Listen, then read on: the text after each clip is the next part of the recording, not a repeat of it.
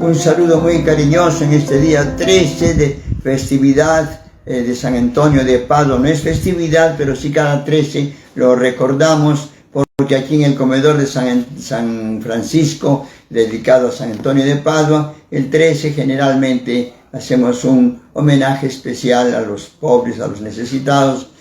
Siempre hemos podido hacerlo, a veces no se puede, pero en fin, siempre nos interesa resaltar la personalidad y la figura de Antonio de Padua, que tenía el pan de los pobres, tenía la pía unión de San Antonio, la juventud antoniana, la infancia antoniana, y en fin, todos servicios a nombre de San Antonio de Padua. Entonces ya transmitiremos algo de la vida de este gran santo, en lo particular en el programa, en el momento de los santos. Hermanos, en nuestra revisión de nuestra fe cristiana, que es el objetivo de nuestro programa y de nuestra presencia franciscana en medios de comunicación, en prensa franciscana, el objetivo es que todos ustedes que nos siguen, que nos acompañan y que tienen el espíritu franciscano, logremos la santidad. El Señor en la Biblia nos ha revelado, en el Levítico sobre todo nos dice, sean santos como yo soy santo. Y Jesucristo nos insiste lo mismo, que lleguemos a la santidad. Y todos nosotros, y todo el trabajo religioso es para lograr la santidad.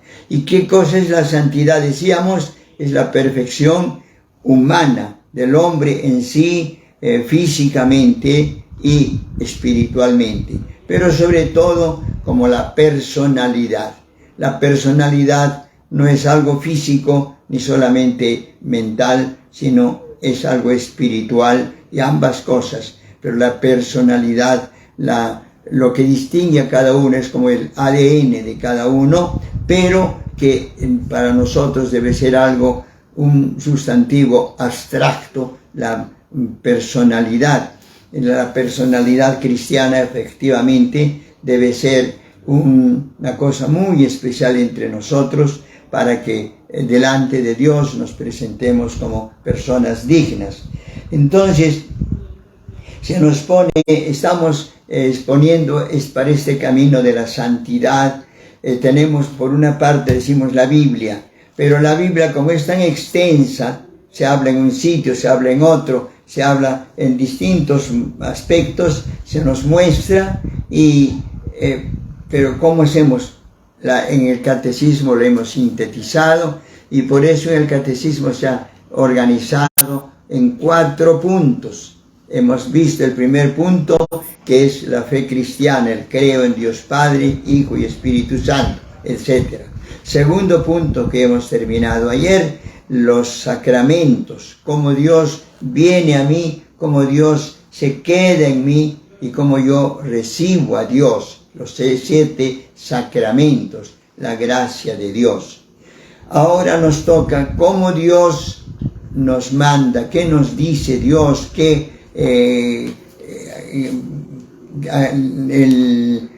el contenido de lo que Dios quiere de nosotros. Él nos ha creado y nos ha dado una norma. Dice, dispongan de todo lo que hay en el mundo, pero sigan estas normas, porque yo soy vuestro creador. Y efectivamente. Y en la tercera parte del catecismo, podemos ver en la tercera parte, en el índice, ustedes como tienen su catecismo también, en la tercera parte pueden ver la vida en Cristo, ¿no? La vocación del hombre a la vida, y la vida en el Espíritu. Es decir, nosotros tenemos la doble vida, si se quiere, ponemos así, explicar, la vida biológica, pero la vida espiritual, la vida delante de Dios. Pero la personalidad es ambas cosas, justamente. Por eso, pero el hombre es cuerpo y materia y espíritu, y por lo tanto el hombre es el que tiene esta personalidad, cuerpo y espíritu. Entonces el primer tema que tocamos aquí es la vocación del hombre, la vida en el espíritu. O sea, no solamente en materia, no solo de pan vive el hombre, sino de la palabra que sale de la boca de Dios. El primer tema, la vocación del hombre, la vida en el espíritu.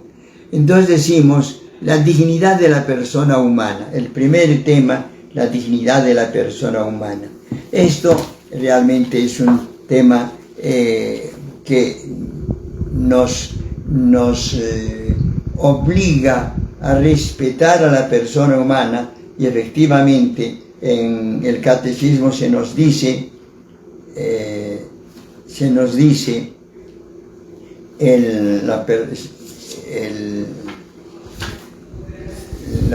que la raíz de la dignidad de la persona humana está en la creación a imagen y semejanza de Dios. O sea, la persona, es digno el hombre porque es imagen y semejanza de Dios. Materia sí, pero también espíritu, dotado de alma espiritual e inmortal, de inteligencia y de voluntad libre. Voluntad libre. Ese es nuestro defecto, tal vez podría decir yo por mi cuenta, ¿no? Que somos libres y con la libertad podemos fallar. Pero la libertad nos permite de que lo que realicemos voluntariamente tiene mérito o también tiene demérito. O sea, tiene virtud si es bueno y es pecado si es malo. Entonces, por la libertad nosotros optamos por lo bueno, pero ya conscientemente. Justamente a la Virgen María le saluda, le dice: muchacha, qué suerte que has tenido, tú has sido elegida para que seas la madre del Hijo de Dios, vas a tener un hijo. Yo tener un hijo, se alarma, dice sí, porque has sido elegida, y le explica todo. Y al final María dice: bueno, está bien, acepto, me comprometo, voy a cumplir lo que hagas en mí según tu palabra. Es decir, acepta libremente, voluntariamente. Dios le pide permiso, diríamos, a María para estar en el vientre de María, ¿no? Un poquito es mi explicación en todo caso, pero es la dignidad de la persona humana. Dotada de alma espiritual e inmortal, inteligencia, voluntad libre, la persona humana está ordenada a Dios y llamada con alma y cuerpo a la bienaventuranza. Con alma y cuerpo, no solamente se va el espíritu al cielo, sino también el cuerpo.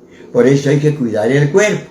Anteayer ha fallecido nuestro hermano Arturo Herrera, ayer lo hemos sepultado, hemos velado, hemos sepultado, y pasarán 1 año, 2 años, 10 años, 100 años, no sé cuántos años pasarán, vendrá el juicio final, vendrá la resurrección final y resucitaremos y lo encontraremos. ¿Te acuerdas, Arturito Herrera, cuando estamos ahí, jugábamos incluso cuando éramos estudiantes? Sí, claro, cómo no. Qué interesante. La personalidad dura, incluso perdura hasta la vida eterna. Entonces está la bienaventuranza, cuerpo y alma, es la bienaventuranza eterna. ¿Cómo alcanza el hombre a la bienaventuranza? ¿Quiénes son bienaventurados? Los bienaventurados, ¿quiénes son? Decimos, hay un esquema muy interesante. Bienaventurados los pobres en el espíritu, porque de ellos es el reino de los cielos. Bienaventurados está en el Evangelio de San Mateo, capítulo 5, me parece, ¿sí?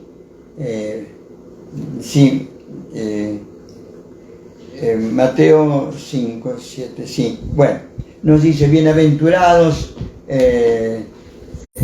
los pobres en el espíritu, bienaventurados los que lloran, porque serán consolados, bienaventurados los pacíficos, los mansos, porque ellos poseerán la tierra, bienaventurados los que tienen hambre y sed de justicia, de santidad, porque ellos serán saciados. Es con lo que decimos: danos hoy hambre de Dios, danos hambre de justicia, de santidad, porque la santidad es justicia, es cumplir lo que yo debo hacer, es justicia. Bienaventurados los misericordiosos, porque ellos conseguirán misericordia. Por eso ustedes sean misericordiosos, como vuestro Padre Celestial es misericordioso. Él amenaza, sí, pero si tú te arrepientes, Él se arrepiente también de su amenaza. ¿Recuerdan? En Nínive, Jonás va, predica y dice, dentro de 40 días, señores, Nínive será destruido, un gran terremoto, una gran desgracia acá, todos van a morir. Se asustan los ninivitas, el rey mismo ordena ayuno, haga penitencia, y Jonás se pone en el cerro a ver pues la destrucción, y no pasa nada. Ya ves, Señor, ya me he quedado mal porque me han... Pues, sí. Bueno, efectivamente, si ellos se han arrepentido, ¿por qué no me voy a arrepentir yo? Por eso, hermanos, si te has pecado en algo, te has equivocado, no importa. Dios es misericordioso y te va a perdonar. Bienaventurados los que trabajan por la paz, porque ellos serán llamados los pacíficos, los hijos de Dios. Bienaventurados los perseguidos por causa de la justicia, la santidad, porque de ellos es el reino de los cielos, etcétera. Bienaventurados ustedes cuando los maldigan y persigan y digan mal, mintiendo incluso todo mal contra ustedes, alégrense, porque vuestra recompensa será grande. Bienaventuranzas, hermanos. Lean ustedes pues el Evangelio, está en San Mateo capítulo 5, ¿no? Bueno, bienaventurados, estamos aquí, y nosotros cómo debemos responder en nuestra vida. La bienaventuranza en nuestra vida. ¿Qué se nos dice? ¿Quiénes somos los bienaventurados? Como la dignidad de la persona humana, y por lo tanto nosotros procuremos de respetar esta persona humana. La relación que tiene la bienaventuranza con el deseo de la felicidad del hombre. El hombre quiere ser feliz, naturalmente todos queremos ser feliz, porque ya decíamos filosóficamente también, el hombre busca el bien, nunca busca el mal, y si alguna vez busca el mal, lo busca por razón de bien. ¿Por qué el borrachín busca el licor? ¿Por qué? Porque el licor lo tranquiliza momentáneamente, le da un placer momentáneo. Porque el hombre se deja dominar por el sexo como tal, porque momentáneamente le da un placer, una satisfacción, pero es engañoso. Entonces, hermanos, la felicidad no está simplemente en lo externo, sino en cumplir la ley de Dios. Bienaventurado responde, innato es el deseo de la felicidad que Dios ha puesto en el corazón del hombre a fin de atraerlo hacia Él. San Agustín dice, me hiciste, Señor, para ti, y mi corazón está inquieto hasta que no descanse en ti. Por eso pidamos al Señor, digámosle siempre, danos hoy hambre de ti, hambre de Dios, ¿no? Este es tener el hambre de Dios, hambre de felicidad. Muchos santos, muchos devotos, a veces decimos, estos cucufatos que van al templo, tienen hambre de Dios. Tú también vas a tener hambre de Dios cuando estés con necesidades, vas a decir, ay, Diosito, venimos. ¿Cuántas personas vienen para San Benito aquí? Tienen hambre de Dios, porque a través de San Benito Dios les va a atender les ha atendido. Tienen hambre de Dios. Tengamos esa hambre de Dios, esa devoción. Pero hay una bienaventuranza eterna, consiste en la visión de Dios. Aquí la felicidad es transitoria. Unos días, el día de nuestra fiesta, de bodas, todos los días, felicidades, ¿no? Pero después hay que pagar las deudas, hay que arreglar la casa, hay que alquilar la casa propia, hay que buscar un trabajo, y todo aquello, ¿no es cierto? Se acabó la felicidad, ¿no es cierto? Pero hay una felicidad eterna a la que todos nosotros aspiramos. Esa visión de Dios que es eterna, cuando seremos en plenitud partícipes de la naturaleza divina. Entonces todos estaremos identificados con Dios. Nuestro hermano Arturo Herrera esperemos que esté en la presencia de Dios. Él leyó, estudió y vivió incluso la Sagrada Escritura, y esperamos que también Dios le recompense. Hermanos, esta es la felicidad, y por lo tanto el tema importante de esta parte es la vida en Cristo, la dignidad de la persona humana. ¿A qué se refiere la dignidad de la persona humana? Por una parte, que el hombre tiene la libertad del hombre. El hombre es libre. Es decir, que el hombre tiene ese don, el libre albedrío. Por lo tanto, pero usémoslo bien, ¿ya? La libertad y la responsabilidad. Somos libres, pero el animalito no es libre, la planta no es libre, los otros seres no son libres. Hasta la misma ley de la energía nos dice: los cuerpos se mantienen en el lugar, en el estado en que se encuentran, hasta que no encuentren un obstáculo, una bola, una pelota que está corriendo por el suelo, por inercia debe seguir corriendo, mientras no encuentre un obstáculo. ¿Y por qué se paraliza después? Porque a medida que va recorriendo el suelo, le va limitando hasta que la fuerza, que energía que tenía, termina y se paraliza. Pero si no tuviera este obstáculo, seguiría la ley de la inercia.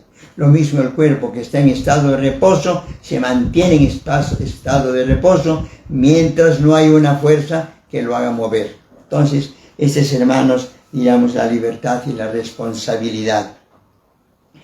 Tenemos derecho a la libertad. El derecho al ejercicio de la libertad es propio del hombre, y hemos peleado tanto por la libertad, por los derechos del hombre. Ese es un tema interesante, hermanos. Este tema lo vamos a ver en el Catecismo de la Doctrina Cristiana, pero procuremos nosotros, les recomiendo como tarea en todo caso, para que vean en el Catecismo la tercera parte, que se llama La vida en Cristo, y ahí trata la dignidad de la persona humana en el capítulo 1. También vemos en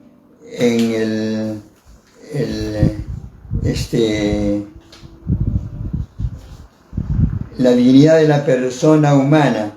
Después vemos el hombre, imagen de Dios, nuestra vocación a la bienaventuranza. Igualmente vemos de que el hombre tiene en el capítulo 2 la comunidad humana. Es libre, pero mi derecho, mi libertad termina cuando empieza el derecho de otra persona. Yo soy libre, pero mientras no afecte la libertad de otra persona. Entonces, eso es la comunidad humana, la persona y la sociedad. Estamos en sociedad, no estamos solos como lombrices, ni tampoco como simples asteroides que van por el espacio. No somos libres. Digo, somos libres, ¿no? En cierta forma, tenemos una norma, una forma para seguir.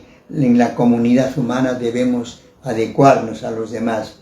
Y ahí viene el capítulo 3, la salvación de Dios. Ahí viene cómo nos salvamos, y Dios nos dice: para salvarte debes tener una norma que yo te la doy. Son los 10 mandamientos que tenemos, la norma especial, y se concreta en los 10 mandamientos que después los veremos.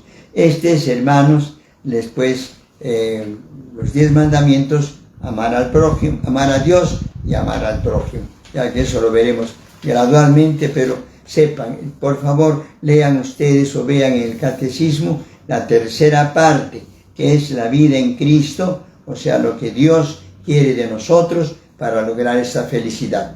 Hermanos, continuaremos mañana este tema, y quiera Dios que así logremos entender un poco más y vivir esta religión nuestra, que es nuestra fe cristiana. Paz y bien, hermanos, gracias por vuestra atención, y oremos por las intenciones de cada uno.